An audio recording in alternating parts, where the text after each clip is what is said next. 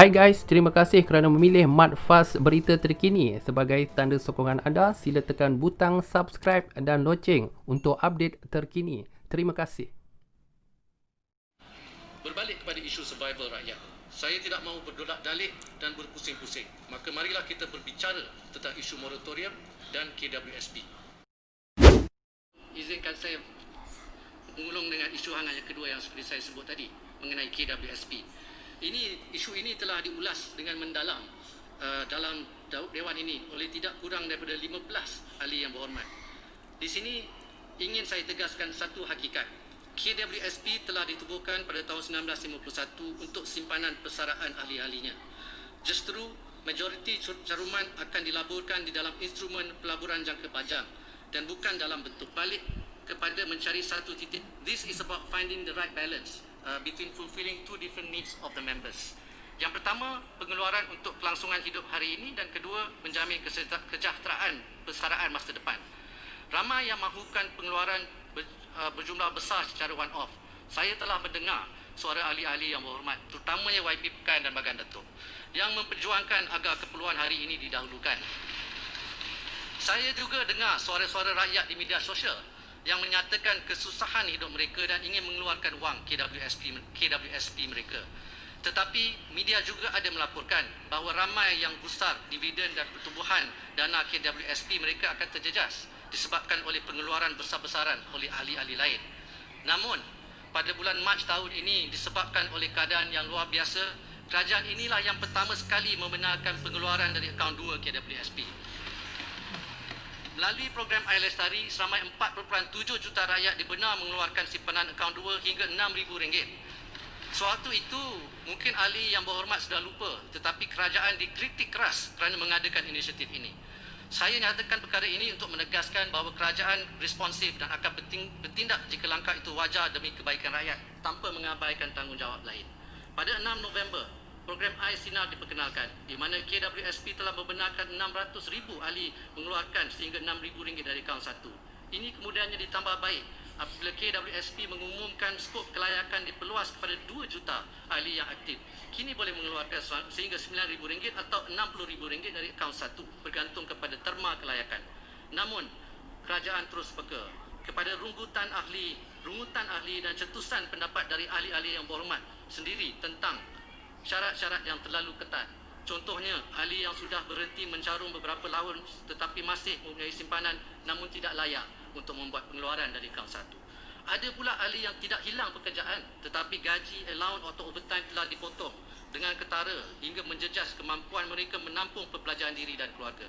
Mereka juga merungut kerana tidak layak memohon. Kerajaan mendengar semua ini. Seperti yang saya sebut, setiap langkah melibatkan pengeluaran KWSP perlu dilakukan dengan penuh tanggungjawab kepada amanah yang dipikul adalah untuk semua ahli, baik mereka yang mahu mengeluarkan dan juga bagi ahli yang tidak mahu.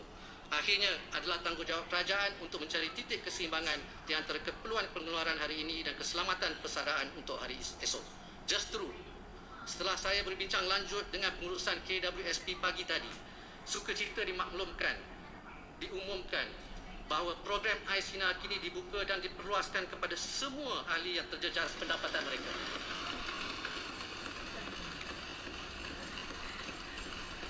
Terima kasih, Menteri.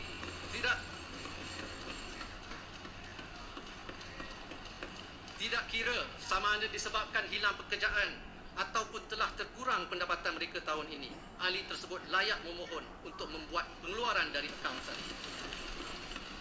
Tanpa mengira sama ada ahli tersebut bekerja sektor formal atau bekerja sendiri, tanpa mengira ahli aktif pencarum atau tidak, selagi terjejas pendapatan dengan ketara, bolehlah mengeluarkan simpanan dari akaun 1 KWSP. Dari 2 juta ahli yang layak sebelum ini, Air Sinar kini kita buka kepada lebih 8 juta ahli. Terima kasih, Menteri. Tambahan pula, setiap ahli dibenarkan tambahan pula. Setiap ahli yang sebelum ini dibenarkan mengeluarkan sehingga RM9,000, kini boleh mengeluarkan sehingga RM10,000. Terima kasih. Mereka cuma perlu memohon di dalam talian atau hadir di mana-mana pejabat KWSP. Tunjukkan sahaja bukti mengenai kehilangan pekerjaan, notis, cuti tanpa gaji, potongan gaji, allowance atau OT maupun pengurangan pendapatan jika bekerja sendiri. 36 ahli yang berhormat telah membangkitkan soalan-soalan berkaitan moratorium. Isu-isu utamanya adalah sama ada moratorium wajar dibuat secara pukal atau bersasar. Yang berhormat Pekan, Pontian, Port Dickson, Bagan Datuk, Arau, Kota Melaka, Pasir Gudang, Pasir Salak, Jerlun dan Labuan telah mencadangkan agar kerajaan melanjutkan moratorium selama 6 bulan secara pukal. Pertamanya, saya menegaskan bahawa moratorium pinjaman bank bukan hanya untuk sebilangan kecil rakyat. Moratorium ini tersedia untuk semua rakyat Malaysia yang terkesan, tidak kira sama ada daripada golongan B40, M40 atau T20. Semuanya layak mendapat bantuan dalam bentuk penangguhan, pengurangan dan perjadualan semula pinjaman. Golongan B40 mendapat lanjutan moratorium bank secara automatik. Golongan peniaga kecil mendapat lanjutan moratorium bank pun secara automatik. Golongan M40 pula hanya perlu buat self-declaration atau pengisytiharan sendiri tanpa perlu dokumen dan sebagainya. Bagi rakyat yang tidak tergolong dalam segmen-segmen di atas, mereka masih boleh mendapatkan moratorium dengan memohon kepada pihak bank masing-masing. Prinsip utama di sini adalah tanggungjawab dan keadilan. Adakah adil mereka yang kaya dan lebih dari mampu untuk membayar hutang diberikan moratorium? Bukankah lebih baik mereka membayar hutang supaya duit masuk ke sistem perbankan untuk menjana lebih banyak pinjaman, khususnya kepada perniagaan dan industri yang menampung dan mencipta pekerjaan untuk rakyat. Ini adalah sebabnya mereka yang mampu wajar membayar balik pinjaman mereka. Yang berhormat juga membangkitkan jika moratorium diberi secara pukal akan ada multiplier effect kerana komponen kepengunaan meningkat. Saya memahami cadangan ini, namun ada beberapa pertimbangan lain yang saya terpaksa buat.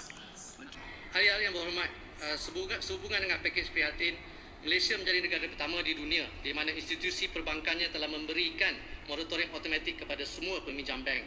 Nilai yang dianggarkan ialah lebih kurang 100 bilion ringgit untuk 6 bulan. Setelah tamatnya moratorium automatik, Bank Negara Malaysia bersama institusi perbankan telah melanjutkan program moratorium dan bantuan bayaran balik pinjaman bermula Oktober 2020.